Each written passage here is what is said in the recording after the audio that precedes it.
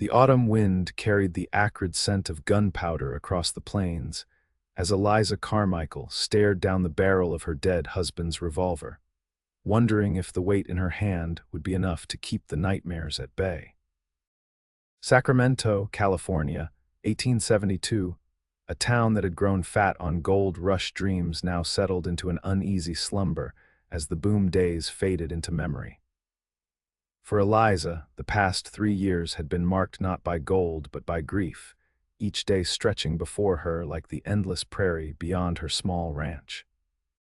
"Put that down before you hurt yourself, Mrs. Carmichael," a voice drawled from the doorway of her barn. Eliza startled, nearly dropping the weapon as she spun around to face the intruder. Nathan Aldridge leaned against the weathered doorframe, his tall frame silhouetted against the dying light of day. The wandering cowboy had been passing through Sacramento for the past week, taking odd jobs and keeping mostly to himself. "Mr. Aldridge," Eliza acknowledged stiffly, lowering the gun but not putting it away. "It's customary to announce yourself before entering someone else's property." "Forgive me," he said, pushing his hat back to reveal eyes the color of a summer storm. "I came about the fence work. Wasn't expecting to find you out here practicing your aim." "I wasn't," she began, then stopped herself. What she had been contemplating was nobody's business but her own. "The fence. Yes, I mentioned it to Mr. Hopkins at the general store yesterday." "News travels fast in small towns," Nathan offered with a slight smile. "I'm handy with tools and looking for work. Your southern pasture fence looked like it could use some attention when I rode past this morning." Eliza studied him carefully. At 32, she had learned the hard way that men were not always what they appeared to be. Her late husband Thomas had seemed dependable and steadfast until he'd gambled away nearly everything they owned before a bullet in a saloon dispute had made her a widow at 29. "I can pay a fair wage," she said finally, tucking the revolver into the pocket of her apron. "But I expect fair work in return." Nathan nodded. "I wouldn't offer anything less, madam." As they walked toward the house to discuss terms, Eliza felt the weight of curious eyes from the neighboring ranch. The Dawsons had made no secret of their desire to acquire her struggling property, especially since a woman alone couldn't possibly manage it properly, according to town gossip. Bringing a strange man onto her land would only fuel the whispers, but the fences wouldn't mend themselves. By the next morning, Nathan had established himself in the small bunkhouse that had once housed ranch hands when Thomas was alive, and the operation had been larger. Eliza watched from the kitchen window as he loaded tools into a wagon, his movements efficient and purposeful. There was something about his quiet confidence that both unsettled and intrigued her. The days lengthened into a week, then 2. Nathan proved himself to be a skilled worker, not just with the fences but with a dozen other repairs the ranch desperately needed. He spoke little of his past, offering only that he'd spent time working cattle drives from Texas to Kansas before drifting west. Eliza found herself watching him more than was proper, noting the way the sun had weathered his face into lines that spoke of both hardship and laughter. On a particularly hot afternoon, Eliza brought a jug of cool water to where Nathan was replacing rotten boards in the stable. He'd removed his shirt, and she caught herself staring at the web of scars across his back before he turned and saw her. "Apologies, Mrs. Carmichael," he said, reaching for his shirt. "Didn't expect company." "The water," she said, thrusting the jug forward awkwardly. "It's hot today." "Much obliged." He took a long drink, wiping his mouth with the back of his hand. "This stable's seen better days, but it's solid underneath, just needs some attention." "Like most things on this ranch," she admitted, "Thomas wasn't much for maintenance in his later years." Nathan nodded, not pressing for details she wasn't eager to share. "Every place needs tending. Land's no different from people that way." "Are you a philosopher as well as a handyman, Mr. Aldridge?" she asked, a rare smile playing at her lips. "Just a man who's seen enough to know what matters," he replied, his eyes meeting hers with an intensity that made her look away. That evening, Eliza found herself unable to sleep. The summer heat pressed down on the small house, and memories of Thomas seemed to crowd the bedroom they had once shared. She slipped outside, settling on the porch swing to catch whatever breeze might pass. In the distance, she could see a small light from the bunkhouse window. Nathan was awake too, perhaps troubled by his own ghosts. The thought that they were both alone with their demons in the darkness gave her an odd sense of connection to this man she barely knew. The next day brought news that changed everything. Sheriff Miller rode up just after breakfast, his expression grim beneath his thick mustache. "Morning, Eliza," he said, tipping his hat. "Need a word with you and your hired hand." Nathan emerged from the barn, wiping greasy hands on a rag. "Sheriff," he acknowledged with a cautious nod. "Got some concerning information from up San Francisco way," Miller said without preamble. "Seems a man fitting your description is wanted for questioning regarding a bank robbery that left 2 men dead." Eliza felt her breath catch. She turned to Nathan, searching his face for any sign of guilt or deception. "There's been a mistake," Nathan said calmly. "I was nowhere near San Francisco during the time you're referring to. I was working a cattle drive for the Patterson outfit near Stockton." The sheriff's eyes narrowed. "You got proof of that. I've got my word, and Mr. Patterson himself if you want to send a telegram." Miller studied him for a long moment. "I'll do just that. In the meantime, I'd advise you not to leave town, Aldridge. Eliza, a word in private." Once they were out of earshot, Miller lowered his voice. "You sure you want this man on your property? Might be trouble you don't need." Eliza straightened her spine. "Until proven otherwise, Mr. Aldridge is my employee and has given me no cause for concern." "I appreciate your warning, Sheriff, but I'll make my own judgments." After Miller departed, an uncomfortable silence stretched between Eliza and Nathan as they stood in the yard. "If you want me to leave, I understand," he finally said. "Did you do it?" she asked directly. "Were you involved in that robbery?" "No," he answered, holding her gaze. "I've done things I'm not proud of in my life, Mrs. Carmichael, but I've never taken a life nor stolen anything that wasn't offered." Something in his steady gaze convinced her. "Then finish the stable repairs, Mr. Aldridge. We'll know the truth soon enough." 3 tense days passed before Sheriff Miller returned, looking somewhat chagrined. "Patterson confirmed your alibi," he told Nathan. "Says you're one of the best hands he ever hired and he's sorry you moved on."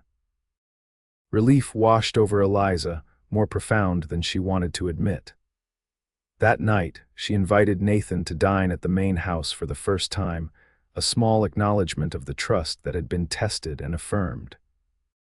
Over a simple meal of rabbit stew and cornbread, Eliza found herself talking more openly than she had in years. She spoke of her childhood in Boston, her journey west with her parents who had both succumbed to fever within months of arrival, and her subsequent marriage to Thomas Carmichael, a man 20 years her senior who had promised security if not passion. "He wasn't a bad man," she explained, staring into her coffee cup. "Just weak in ways I didn't understand until it was too late." Nathan listened without judgment. When she fell silent, he offered his own story in exchange, raised by a single mother in Tennessee, taking to the trail after her death, learning the cowboy trade from Texas to Montana.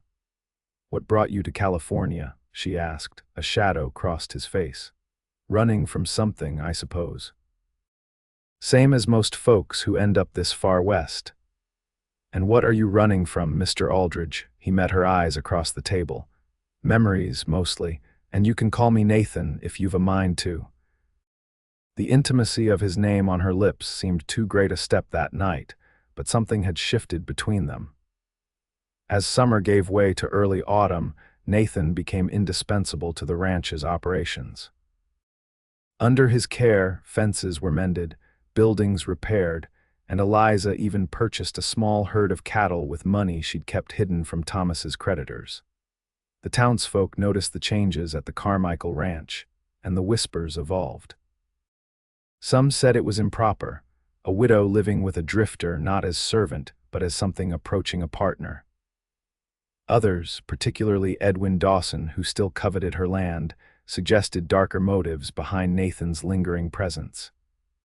Eliza found herself caring less about the gossip with each passing day. For the first time since Thomas's death, perhaps, even before she felt the ranch had a future. And if she sometimes caught herself watching Nathan as he worked, admiring the strength in his hands or the rare smile that transformed his serious face, she told herself it was simply appreciation for his skill. One evening in late October, Eliza sat on her porch watching storm clouds gather on the horizon. Nathan appeared from the barn, leading his horse. "Going somewhere?" she asked, unable to mask her concern. "Just into town for supplies before that storm hits," he explained, securing his saddle. "Anything you need, company perhaps," she said before she could reconsider the words. "It looks to be a fearsome storm, and I've never much liked being alone during thunder." Nathan studied her face, then nodded. "I'll be quick about it, then." True to his word, he returned before the first raindrops fell. They sat together on the porch as lightning split the sky and thunder rolled across the valley. Eliza found herself speaking of fears she'd never voiced aloud, not of the storm, but of failure, of losing the ranch, of growing old alone. "You're stronger than you know," Nathan told her, his voice barely audible above the rain. "I've watched you these months. There's steel in you, Eliza Carmichael." It was the first time he'd used her given name, and it hung in the air between them, weighted with meaning neither was ready to acknowledge. The storm raged through the night, and sometime near dawn, Eliza woke to the sound of frantic neighing from the stable. She threw on her robe and rushed outside, rain immediately soaking her to the skin. Nathan was already there, trying to calm the panicked horses as water poured through a section of roof that had collapsed under the storm's fury. Together they worked to move the animals to safety, passing tack and saddles through the downpour to the shelter of the equipment shed. By the time they finished, both were drenched and shivering. "Come inside," Eliza urged, practical concerns temporarily overriding propriety. "You'll catch your death out here." In the kitchen, she built up the fire while Nathan stood awkwardly, water pooling around his boots on her clean floor. She handed him a towel and disappeared briefly, returning with a set of Thomas's old clothes. "They might be a bit short in the arms," she said, "but they're dry. Thank you." He accepted the bundle, then hesitated. "Where should I? You can change by the fire. I'll make coffee." She turned away, busying herself with the stove while giving him privacy. When she turned back, Nathan stood in her husband's clothes, looking somehow both out of place and like he belonged. His dark hair curled damply around his face, and in the firelight, he appeared younger, more vulnerable than the stoic cowboy she'd come to know. They sat in comfortable silence, warming their hands on steaming mugs as the storm continued its assault outside. The intimacy of the moment, both of them in night clothes, sharing her kitchen in the pre-dawn hours, was not lost on Eliza. "I should return to the bunkhouse once the rain lets up," Nathan said finally. "Yes," she agreed, though part of her wished to prolong this unexpected closeness. "Though I appreciate your help with the horses." "It's what I'm here for," he replied, and something in his tone made her wonder if he meant more than just the ranch work. The storm passed, but its effects lingered. The damaged stable roof required immediate attention, and as they worked side by side in the following days, something subtle changed between them. Their hands would brush as they passed tools, and neither would pull away quite as quickly as before. Conversations stretched longer into the evenings, revealing more of the people they'd been and hoped to be. One afternoon, a telegram arrived from Patterson in Stockton, offering Nathan a foreman position on his expanding ranch. The pay was considerable, the opportunity significant. Nathan brought the telegram to Eliza as she worked in her small vegetable garden. "A good offer," she said, her heart suddenly leaden in her chest. "When would you leave?" "I haven't decided that I will," he replied, watching her face carefully.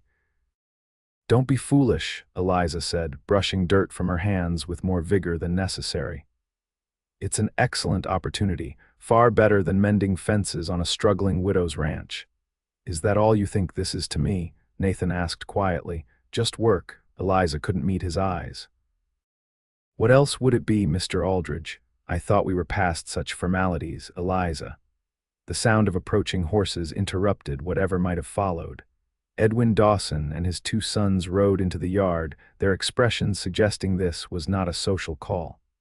Afternoon, Mrs. Carmichael, Dawson called, his tone falsely pleasant. Heard about your stable roof. Shame that. We've managed the repairs just fine, Eliza responded coolly. Have you now? Dawson dismounted, eyeing Nathan with undisguised hostility. With your drifter's help, I see. Must be quite the arrangement you two have. Nathan stepped forward. State your business, Dawson. My business is with the widow, not her employee. Dawson turned back to Eliza. I've come to renew my offer on your property. Given recent events, I thought you might reconsider. A woman alone can't possibly maintain a ranch this size. I'm not alone, Eliza replied, and my answer remains the same. The ranch is not for sale. Dawson's face darkened. You might want to reconsider, Mrs. Carmichael. Sacramento's changing. Railroads coming through and property lines are being redrawn. Folks without influence might find themselves at a disadvantage. Is that a threat? Nathan asked, his hand drifting instinctively toward his hip, though he wore no gun. Just friendly advice, Dawson said with an unpleasant smile. Think on it, Mrs. Carmichael. My offer won't stand forever. He mounted his horse. And you might want to consider your reputation. People talk, you know. After they rode away, Eliza's hands trembled with anger. The nerve of that man. He's been trying to force me out since Thomas died. He's right about one thing, Nathan said grimly. The railroad changes everything. Land suddenly becomes valuable, and men like Dawson know how to work the system. What can we do? Nathan's use of we did not escape her notice, nor did it seem to be accidental. First, we secure your legal claim. Make sure your deed is properly recorded with the county. Then we prepare for trouble, because Dawson isn't the type to take no for an answer. That evening, they rode into Sacramento together to speak with Mr. Hollister, the town's aging lawyer.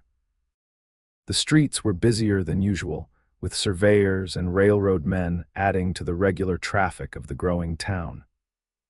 California had changed dramatically since the gold rush days, becoming more civilized in some ways, more complex in others. Hollister reviewed Eliza's documents with care. Everything appears to be in order, Mrs. Carmichael. Your late husband acquired the property legally, and his debts, while substantial, did not include the land itself. So Dawson has no claim, she asked. Not legally, no. Hollister cleaned his spectacles thoughtfully. However, I would be remiss not to mention that the coming of the Central Pacific Line has created opportunities for certain interpretations of property law. There have been cases of eminent domain being exercised rather liberally. Meaning someone with influence could persuade the railroad to run through my land and force me to sell, Eliza concluded, precisely. Hollister glanced at Nathan. It would help to have powerful friends of your own, or at least a male relative who could advocate on your behalf. The implication hung in the air as they left Hollister's office. The sun was setting as they walked their horses slowly back toward the ranch, each lost in thought. Patterson's offer, Eliza said suddenly. You should accept it. Nathan looked at her sharply. Is that what you want? What I want doesn't signify. You deserve better than being caught in my troubles. And if I've chosen to be caught, his voice was low, intense. If I stay not out of obligation, but because I want to. They had reached a bend in the road where the ranch house was just visible in the distance, its windows glowing amber in the twilight. Eliza reined her horse to a stop. Why would you want to? There's nothing here for you but hard work and now, possibly, danger. Nathan guided his horse closer to hers. Isn't there? He reached out, his fingers lightly brushing her cheek. Eliza, I've drifted my whole life, never found a reason to stop until I came here. Nathan, she whispered, his name still unfamiliar on her tongue. I'm a widow with a failing ranch and enemies gathering. I'm not a future, I'm a burden. You're neither. You're the strongest woman I've ever known. His hand fell away. But I won't stay where I'm not wanted. Just tell me plainly, do you want me to go? The question hung between them as the last light faded from the sky. Eliza thought of the months ahead, winter approaching, Dawson's threats, the endless work of the ranch. Then she thought of mornings with Nathan's quiet presence at her table, evenings sharing the day's trials and small victories, the way his rare smiles had begun to appear more frequently when they were alone. No, she admitted finally, I don't want you to go. Something shifted in his expression, a guardedness falling away. Then I'll stay. Whatever comes, we'll face it together. They resumed their journey home in silence, but something had changed, a decision made, a future taking shape between them that neither was quite ready to name. The following weeks brought new challenges. Word arrived that the railroad survey team was indeed considering a route that would cut through a corner of Eliza's property. Dawson made no secret of his meetings with railroad officials and Sacramento politicians, his confidence growing with each passing day. Nathan rode to Stockton to speak directly with Patterson, declining the foreman position but securing a promise of fair prices for Eliza's small herd if they needed to sell quickly. He returned with additional supplies and a network of contacts who might support their cause. One evening in early December, Nathan returned from town with news. Railroad Commission's holding a public hearing next week. We should attend, make our case heard. Eliza looked up from the accounts she was reviewing at the kitchen table. Do you think it will make any difference? Maybe not, but staying silent certainly won't help. He pulled a chair close to hers. I've been thinking, there's another way to strengthen your claim. What's that? Nathan hesitated, then reached for her hand. Marriage. Eliza stared at him, certain she'd misheard.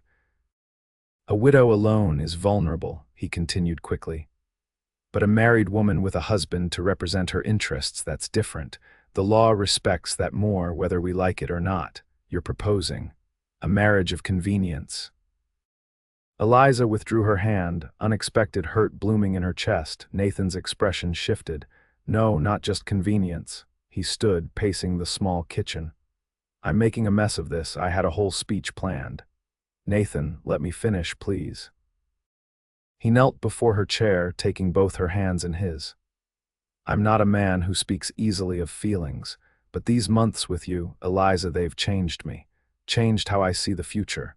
I don't want to be your employee or your protector. I want to be your partner in everything. I want to build something that lasts here with you. Tears pricked at Eliza's eyes. Are you certain? I'm older than you, and 4 years is nothing, he said firmly. And yes, I'm certain. I've never been more sure of anything. Eliza searched his face, seeing not the drifter who had arrived at her door months ago, but the man who had gradually become essential to her world. Then yes, she whispered. Yes, I will marry you. Their wedding was a simple affair at the small church in Sacramento, 2 days before the Railroad Commission hearing. Reverend Harlow presided, with Sheriff Miller and his wife as witnesses. The town buzzed with the news, some approving of the practical arrangement, others scandalized by the speed of it all. Edwin Dawson was among the latter group, his fury evident when he confronted them outside the general store the day after the ceremony. Quite the convenient timing, he sneered. Think a hasty marriage will secure your claim. The commission won't be fooled. There's nothing to fool them about, Dawson, Nathan replied calmly. My wife's claim to her property is legitimate, marriage or no. Your wife, Dawson repeated with contempt. We'll see how long that lasts once your scheme fails. Nathan stepped forward, but Eliza laid a restraining hand on his arm. Mr. Dawson, your quarrel is with the law, not with us. I suggest you prepare your arguments for the commission hearing, as we are doing. They walked away, Eliza's hand still on Nathan's arm, now as much an affirmation as a restraint. They had spent their wedding night in awkward politeness. Nathan insisting on taking the small guest room rather than assuming any marital rights. The tenderness of his consideration only confirmed for Eliza that her heart had chosen well, even if her mind had been slower to acknowledge it. The commission hearing was held in the Sacramento courthouse, a grand building that seemed designed to intimidate ordinary citizens. Railroad officials in expensive suits sat alongside local politicians, their expressions varying from boredom to barely concealed impatience as various landowners presented their cases. When Nathan and Eliza's turn came, they approached together. Nathan spoke clearly and persuasively about the historical significance of their ranch, its productive capacity, and the unnecessary burden the proposed route would place on an established homestead when alternative paths were available that would disturb no one. Eliza then stepped forward, her voice steady despite her racing heart. "Gentlemen, I stand before you not just as a landowner, but as a custodian of a piece of California's history. My ranch represents the dream that brought so many of us west, the promise that with hard work and determination, we could build something lasting. The railroad's promise is progress, and I don't oppose that. But progress that destroys what came before isn't progress at all, it's just replacement." A murmur ran through the assembled crowd. Even some of the commissioners seemed to be listening with renewed interest. Dawson, seated near the front, glowered as several officials nodded at Eliza's words. The chief commissioner, a silver-haired man named Thornton, leaned forward. "Mrs. Aldridge, your eloquence is commendable. However, sentiment can't always prevail against practical considerations." "I understand that, sir," Eliza replied, "which is why we've prepared this." She handed forward a map Nathan had carefully drawn. "This alternative route would add less than a mile to the line's length, but would avoid not just our property but 3 others as well. The terrain is actually more favorable, with less grading required." Thornton examined the map with evident surprise. "This is quite detailed." "My husband was a surveyor's assistant some years ago," Eliza explained, with a grateful glance at Nathan. He had never mentioned this skill until they began preparing for the hearing. The commission adjourned without an immediate decision, but there was cause for cautious optimism. Several commissioners had requested copies of Nathan's alternative route, and Thornton himself had thanked them for their unusually thorough presentation. As they left the courthouse, Dawson intercepted them on the steps. "Clever performance," he said bitterly, "but this isn't over." "For today it is," Nathan replied. "Go home, Dawson." That night, as they sat before the fire in what was now their shared home, the tension of the day finally eased. Eliza found herself watching Nathan as he cleaned his revolver, his hands moving with practiced precision. "Where did you really learn to draft maps like that?" she asked. "Somehow I doubt it was as a surveyor's assistant." A small smile crossed his face. "Army Corps of Engineers, actually. During the war, you fought in the war." This was a part of his past he had never mentioned. Nathan nodded, his focus still on the gun. Union sighed. "Enlisted when I was 18. Spent most of my time building bridges and plotting troop movements rather than fighting, but I saw enough." Eliza moved to sit beside him. "Is that where the scars on your back came from?" His hands stilled. "No, those came later. Bad business with some men in Arizona, not my proudest moment." "Will you tell me about it someday?" "Someday," he agreed, setting the revolver aside.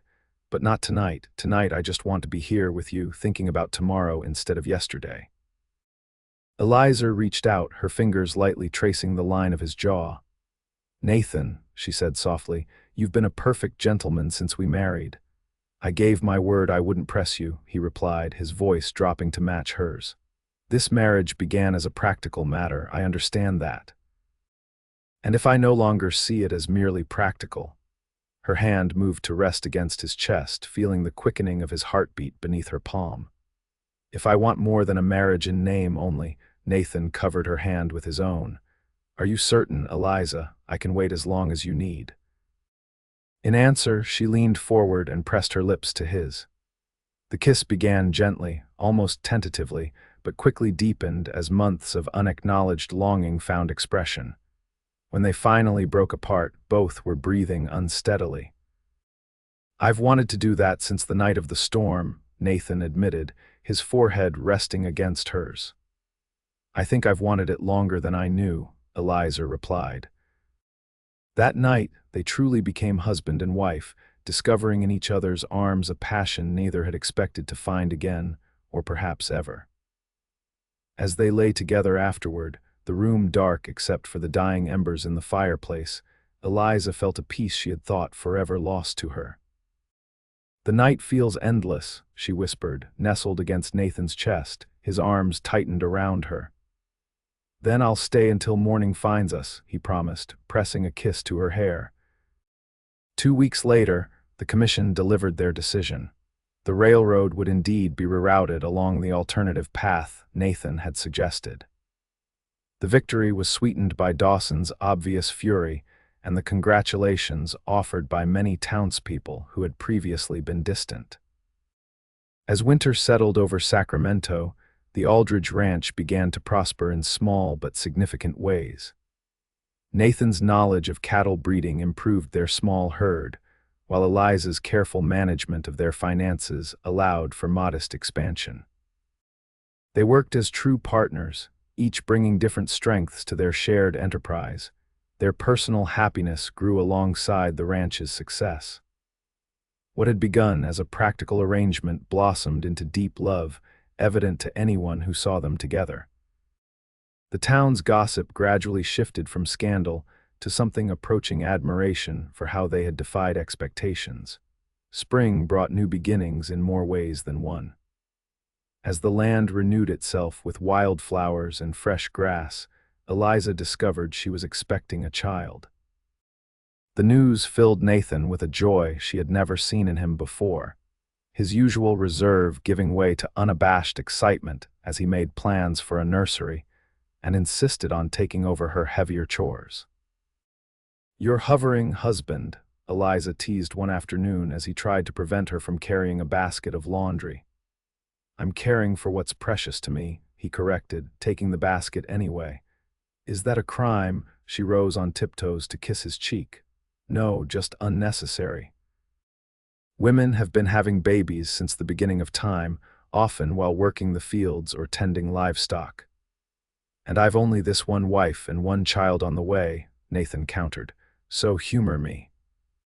The baby, a boy they named William Thomas Aldridge, arrived on a crisp October morning in 1873, almost exactly a year after the stable roof had collapsed in the storm.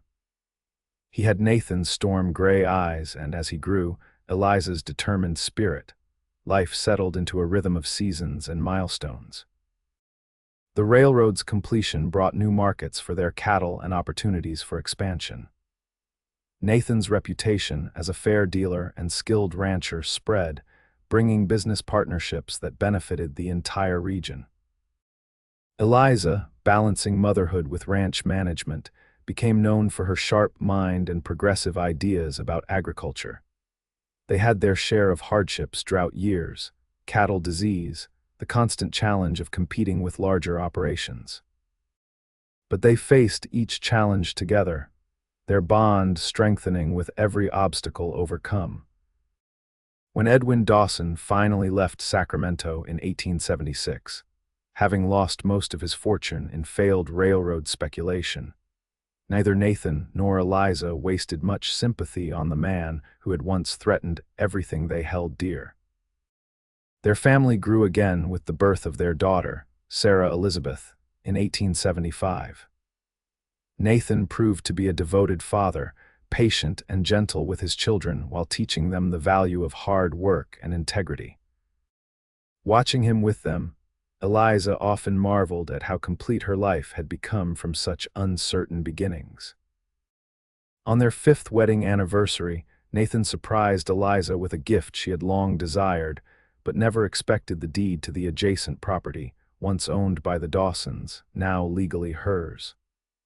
"How did you manage this?" she asked in astonishment, examining the document. "Careful saving, good timing, and perhaps a bit of poetic justice," Nathan replied with a smile. The bank was eager to sell after foreclosing on Dawson's debts. This doubles our ranch, Eliza said, still processing the implications. We could run twice the cattle, maybe even try that breeding program you've been researching. Or we could set some aside for William and Sarah when they're grown, Nathan suggested. Build a legacy that lasts beyond us. Eliza looked up at her husband, this man who had arrived as a drifter and become the cornerstone of her world.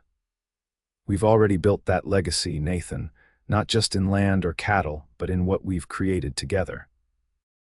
That night, after the children were asleep, they sat on the porch swing that had witnessed so many of their conversations over the years. The stars spread across the California sky like diamonds scattered on black velvet, the air carrying the scent of the roses Eliza had planted along the front walk. "Do you ever regret it?" Nathan asked suddenly. "Marrying me when you did, taking such a risk on a man you barely knew." Eliza turned to face him, seeing in his features the same strength and kindness that had gradually won her heart all those years ago. "Never," she said firmly, "not for a single moment, even when I wake you with my nightmares or argue over which bulls to purchase. Or track mud across your clean floors," she laughed softly. "Even then, especially then, those moments make our life real, Nathan. Perfect things don't last, they break too easily. What we've built is stronger precisely because we've weathered imperfections together." He pulled her closer, his arm warm around her shoulders. "When I rode into Sacramento, I never imagined finding a home, just another town, another job, then back to the trail. You changed everything, Eliza. We changed each other," she corrected gently, "and that's the wonder of it." As they sat together, watching the night deepen around them, Eliza reflected on the journey that had brought them to this moment. From a widow contemplating her husband's revolver to a woman fulfilled in all aspects of her life. From a drifting cowboy with a shadowed past to a man rooted in family and purpose. "The night still feels endless sometimes," she said, echoing words spoken years before. "But now it's beautiful rather than frightening." Nathan's hand found hers, their fingers intertwining with the easy familiarity of long companionship. "And I'm still here to see the morning find us," he replied. "Always will be." In the years that followed, Sacramento grew from a frontier town into a thriving city. The Aldridge Ranch expanded further, becoming one of the most respected operations in Northern California. William eventually attended university in San Francisco before returning to partner with his father in modernizing the ranch. Sarah, with her mother's independent spirit, became one of the first female veterinarians in the state, her skills in demand throughout the region.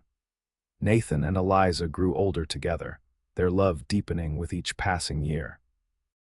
The hardships they faced, including a devastating fire in 1885 that destroyed the original ranch house, only confirmed what they had learned early in their marriage. Together, they could weather any storm. They rebuilt the house larger and sturdier than before, with a wrap-around porch where they spent countless evenings watching the sunset over land that had become the physical manifestation of their shared dreams. Grandchildren eventually joined these gatherings, filling the home with laughter and new possibilities. In 1897, as the century neared its end, they celebrated their 25th wedding anniversary surrounded by family and friends. The Sacramento that had once whispered about the widow and her drifter now honored them as pioneers and pillars of the community.